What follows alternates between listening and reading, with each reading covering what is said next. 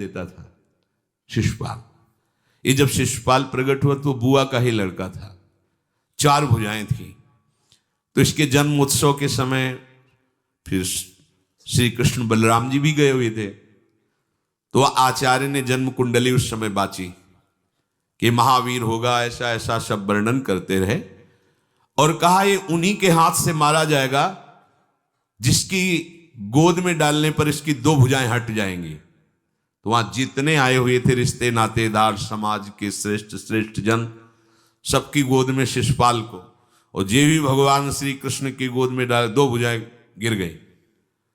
रो करके उनकी बुआ ने कहा कि मैं भिक्षा मांगती हूं कि मेरे बालक की आपके हाथ से हत्या नहीं होनी चाहिए। तो उनका 100 अपराध क्षमा करता हूं। तो उन्होंने सोचा 100 अपराध काहे को करेगा, का 100 अपराध तक मैं इसे बिल्कुल कोई दंड नहीं दूंगा, वचन देता हूं। ये जब से तोतली वाली बोलना शुरू किया तब से भगवान को गालियां देना शुरू किया था। इसका स्वभाव ही ये वैर, पूरा ऐसा वैर, भगवान को गालियां देता। जिस समय सब धर्मात्माओं राजाओं की सभा भरी हुई थी और भगवान श्री कृष्ण की अग्र पूजा हुई, सब तो सह गए, शिशुपाल खड़ा हो गया और ऐसे कट वचन बोले। महाभारत में लिखा, हमने स्वाध्याय में पढ़ा था, ऐसे कट वचन बोले कि कोई भी नाराज हो जाएगा उससे। तो पहले भीमसेन खड़े हुए और कहा कि अपने बड़ों का सम्मान करना सीख, चूंकि भाई ही लगता है। जैसे कुंती बुआ, ऐसे भगवान की वो बुआ का दूसरा है, ये लड़का है।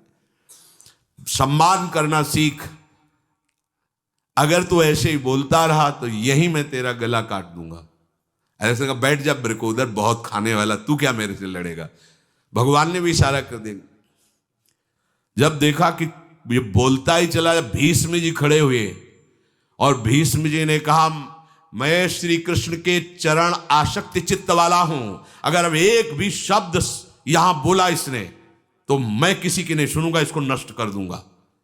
और दोनों सभाओं के सर पर पैर रखता हूं, जो श्री कृष्ण का विरोध करे उसके लिए मैं पर्याप्त हूं। भगवान ने कहा चुप रहो, शांत रहो, सबको बैठा ला। वो गिनती